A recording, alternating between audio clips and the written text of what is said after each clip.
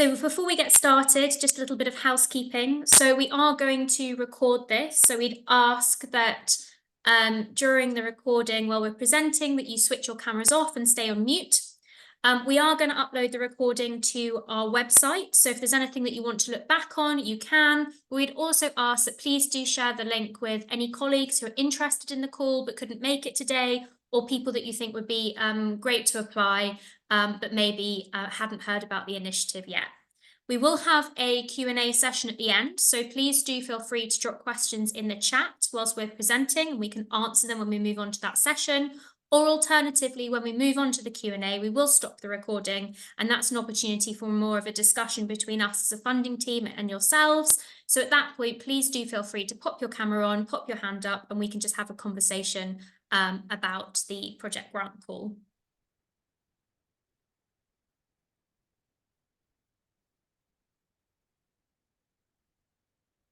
So before we get going, just wanted to take the opportunity to let you know who's on the call today. So we're joined by the research funding team. So we're joined by Chandrabala Shah, our Senior Research Manager, Rachel Jones, our Research Funding Officer, Carmony Shah, our Head of Research Funding, and myself, Jess Sutcliffe. So I'm the Beta Cell Programme Lead for the Type 1 Diabetes Grand Challenge at Diabetes UK.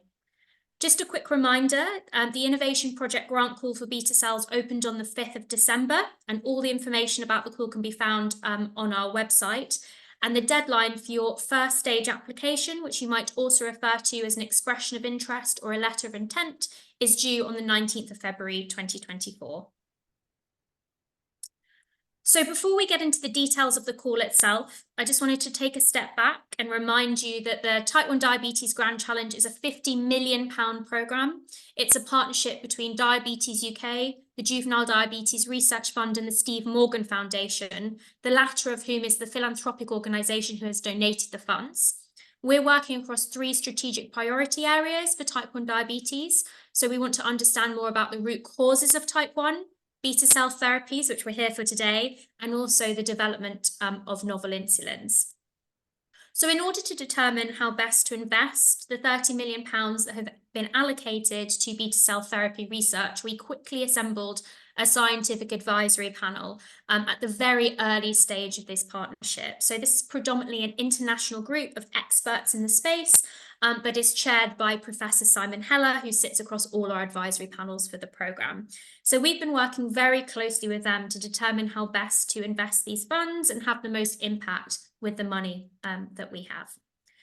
So as you know, today we're here to talk about innovation. So we're really keen to invest across this research pipeline, to invest in early stage, high risk, high reward ideas. And we will go into the details, the requirements of the open call shortly. But we also wanted to take the opportunity to highlight some of the other activities that have happened. So as well as investing in those early stage ideas, we wanted to invest in translational programs, so ideas and programs of work that are more mature and really help to push them towards the clinic. So we opened a funding call back in February. And recently, so actually on the 7th of December, we announced that we funded 4 teams. So all of these teams are jointly led. So some fantastic researchers from across the UK and Germany who are leading these programs. And actually, the thing I wanted to really highlight is it's not just these 10 fantastic individuals leading these programs of work that will begin early next year, but there's actually 38 people involved across these 4 programs, working across 4 countries.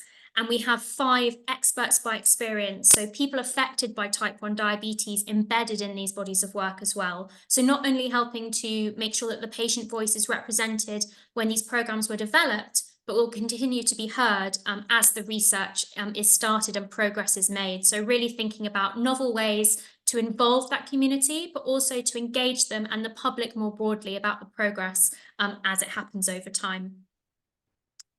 We're also really thinking about how these funds can set us up for the future. So our goal with this programme is a cure. So we're thinking about a new therapy for type 1 diabetes, a beta cell therapy. So actually, we think it would be remiss not to think about what's needed clinically to make that a reality. So thinking about how we can use these funds to ensure that the UK is primed and ready and is the place to test beta cell therapies as they emerge. For us, all of this is underpinned by collaboration and community as well. A huge part of that also thinking about the rising stars, the future leaders in the Type 1 space. So actually one of the very first funding calls that we announced was our Senior Research Fellowship call. And we funded 3 fellows who will actually be presenting at Diabetes UK's professional conference in April next year. Registration for which has just opened. So encourage anyone who's interested in meeting us on the day, but importantly, learning more about what these fellows have been up to and the fantastic progress they've made in the first year of their awards. I'd really encourage you to come along and learn more. So now moving into what we're really here for today, what you really want to know, the funding call. So all about innovation projects. So the scope and eligibility. So what we decided was actually the themes identified for the translational program call I mentioned previously are still fit for purpose. These are still some of the biggest challenges in the beta cell therapy space. However, what we're looking for now is more high-risk, high-reward ideas that have the potential to advance the development of beta cell therapies, and we want these to be tested at pace. So the 2 themes are the design of beta cells fit for transplantation and approaches to regenerate beta cells. As for the translational program call, we've provided some prompts and some ideas, some known challenges in this space, but we know that these aren't exhaustive. But these are elements that you might want to try and tackle within your projects. For example, thinking about cell stability and cell longevity, thinking about cell protection from the immune system. Approaches that could be adopted include host modulation, manipulation of the microenvironment, modification of beta cells themselves, and perhaps even novel transplantation approaches. However, just to reiterate, we know that this isn't an exhaustive list. It's not meant to be prescriptive. It's just meant to highlight some of the themes and challenges that have come up, not just with our scientific advisory panel, but through discussions with yourselves as a community as well. With regards to regeneration, some of the topics that have been discussed are opportunities to replicate beta cells that remain in people with type 1 and also cell type switching. The arrow in the middle is also to indicate that we appreciate that these themes do not sit in isolation and there's lots of crossover. So we're not expecting you to submit an application that necessarily has to fit discretely in one or the other. The other thing we want to highlight is this is just meant to inspire you. You're the experts, you know best, so you tell us what needs to happen in this space. We're open to ideas that could fall outside of both of these themes. We just need to encourage you to make sure that they're actually addressing beta cell therapy research and are moving us closer to that being a reality, a realistic treatment for people living with type 1. It's always useful with funding calls to highlight what's out of Remit. So we will not be accepting applications that are looking to identify or stratify those at risk of developing type 1. We're not looking for applications that are about prevention or improving the diagnosis of the condition, or those that address the complications of type 1 diabetes. You also cannot use these funds for capital buildings, refurbishment, or other infrastructure-related costs. So moving on to the requirements. So this call is all about out-of-the-box thinking, blue sky thinking, and we really are comfortable to invest in those risky ideas. And what do we mean by risky? So with risky, we mean an idea that is grounded in good scientific rationale, but doesn't necessarily have to come with lots of preliminary data. Preliminary data is not a requirement for this call. However, if you do want to include some preliminary results, you are more than welcome to in your application. So now moving more on to kind of eligibility and scope. So with regards to career stage, for individuals who can lead applications for this call, we decided to actually broaden that for this call. So traditionally, a call like this would be open to non-clinical and clinical group leaders, both at a junior and senior level. But we made the decision with this call to actually open up the opportunity for senior postdoctoral researchers who are on track to run an independent research group to also be able to lead. The rationale behind that being is that we know that novelty and innovation is not bound by where you are in your career. We've also adopted 2 formats for the application process. So applications that are going to be submitted can be led by one principal applicant, and that individual can be working in any discipline. So you can currently be working in the type 1 space or not. Alternatively, we are also accepting jointly led applications, so that's 2 joint principal or lead applicants. Within this grant, we are asking that there is an element of multidisciplinarity, so we really want to enable and encourage you to work across disciplines. So our expectation is that one of those joint leads would be currently working in the Type 1 space, and the other individual would be coming from another discipline, bringing their skills and expertise to the field. In both instances, whether the application submitted is to be led by one person or 2, we ask that you are based at a UK host institution. For applications led by one individual, you can apply for up to £200,000, and for jointly led proposals, up to 400k. In both instances, grants can be between 18 months and up to 2 years. There is no advantage to selecting 18 months if you need 2 years, if you think you'll need 2 years for your project. It's really about what's required for this to be successful. We also encourage you to think about other team members that may be required to deliver your project, so such as co-applicants and collaborators. So to provide a little bit of clarity around these different roles, we expect someone leading, whether you are an individual lead or a joint lead, to be responsible not just for the design, but the delivery and overall management of the project if you are successful. Whilst a co-applicant, yes, would be involved in some degree in the development of the application, they would only be responsible for a specific part being delivered, and they would not be responsible for the management of the project if you are funded. Finally, collaborators, we envision that they are providing specific expertise in a topic and are not responsible for delivery. Something that's really important to highlight is there is no geographical restriction for co-applicants and collaborators. We want you to work with the people that you need to for these projects to be successful. And that also includes networks. We appreciate that you may want to tap into established global type 1 diabetes networks as well. For example, that could be access to images or to specific data sets. As mentioned before, we do have a focus on multidisciplinarity, excuse me. So we do encourage you to think about bringing a range of skills and expertise into your team. And also, as with all our grants, to think about the opportunities to involve people affected by type 1 diabetes. So that's involvement not just in the development of your project, but actually opportunities to involve and engage that community if you are successful and funded. What's really important to note is we are not requiring you to recruit a co-applicant who is a person affected by type 1 diabetes for this call. So that is the difference between the translational program call that we've just announced the 4 funded programs for and this innovation project call. Excuse me. But if you do wish to recruit someone with that skill set, you're more than welcome to, and we encourage you to talk to the office if you have any further questions about involvement in research. Lastly, I just wanted to talk about the role of industry. So we are open to industry involvement at a co-applicant and collaborator level. However, with all our grants, it's always about putting people affected by type 1 first. So we'd expect you to demonstrate that that involvement is really going to be beneficial to the work and enable it to move faster.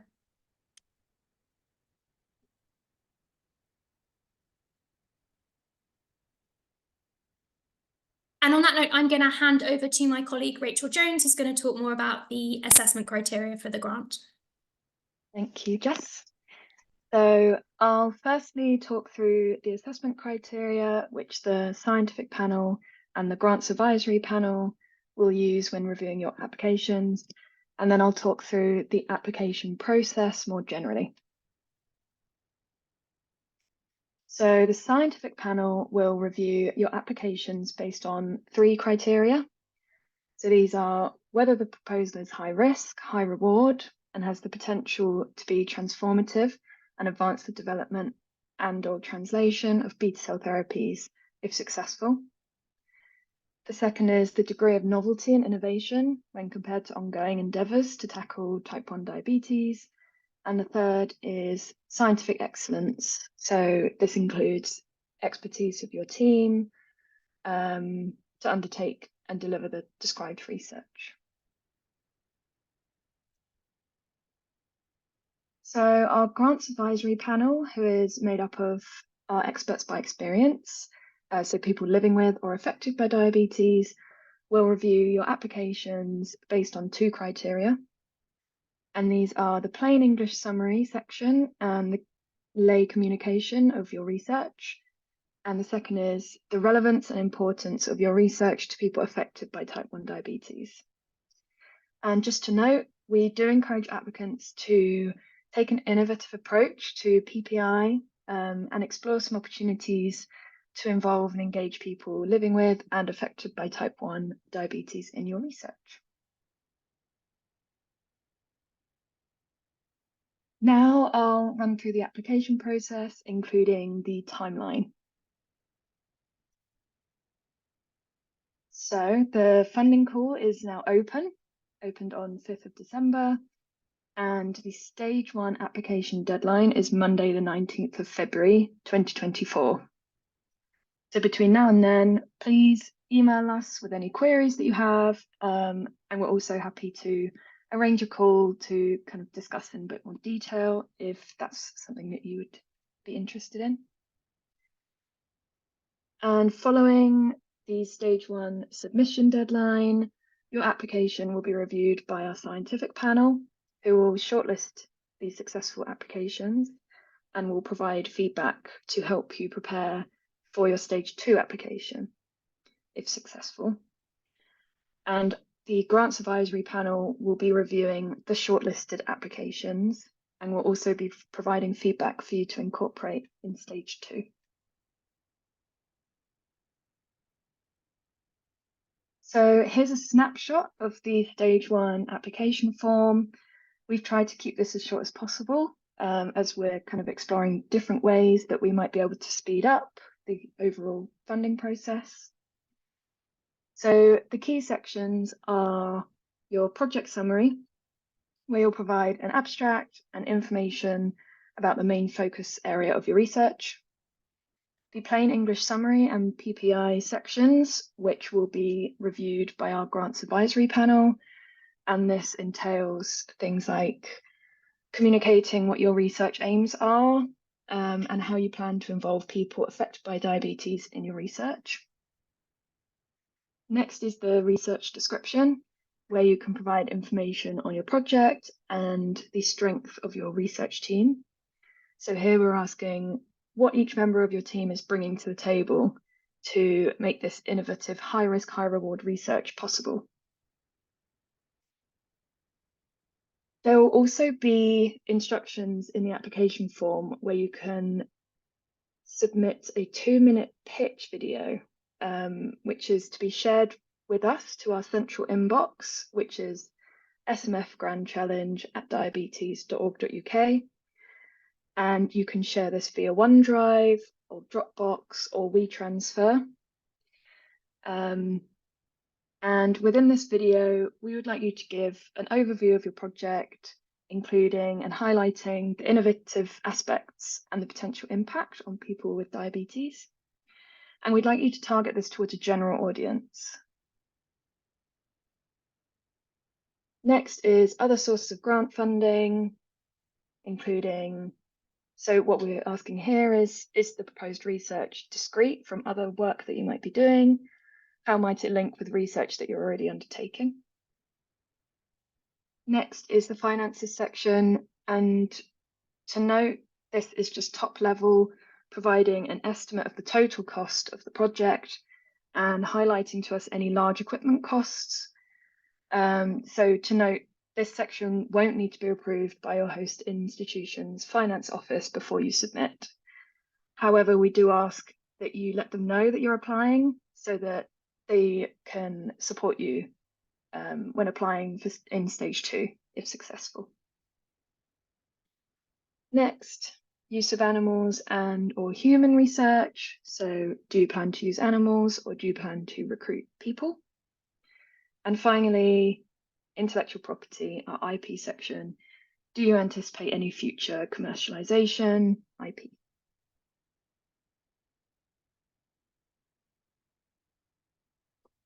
So the outcomes from the stage 1 review will be announced week commencing 22nd of April 2024. Successful applications will be invited to complete a stage 2 application form, and we strongly encourage you to incorporate all of the feedback comments that were provided at stage 1. The stage 2 application deadline will be Monday, the 20th of May, 2024.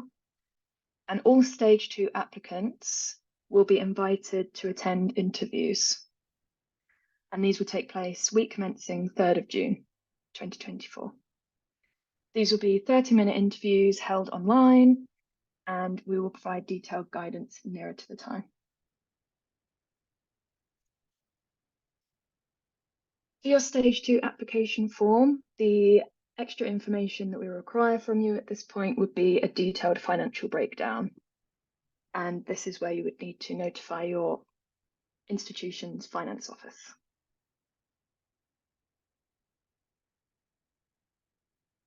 A little bit about allowed costs. So we will cover directly incurred costs, including materials, consumables, and animal costs, project-specific equipment costs, salaries of the senior postdoctoral researcher who might be leading the project if relevant, salaries of applicants whose salaries are dependent on grant funding, named staff with specific expertise, such as nurses, economists, statisticians, for their time on the project, travel and accommodation costs to visit collaborating institutes, and PPI costs.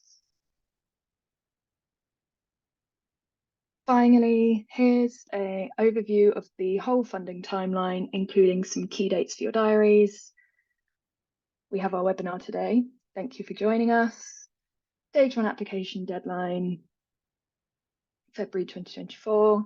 Shortlisting outcomes will be mentioned week commencing 22nd of April 2024. Stage 2 application deadline was 20th of May, and interviews will be held week commencing 3rd of June.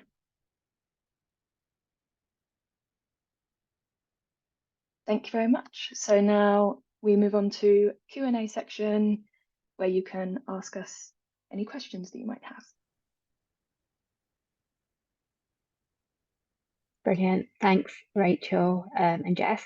So yeah, you've just really heard pretty much about the scope of the call itself, kind of what's in Remit, and who can apply, and then of course the criteria for assessment by panels.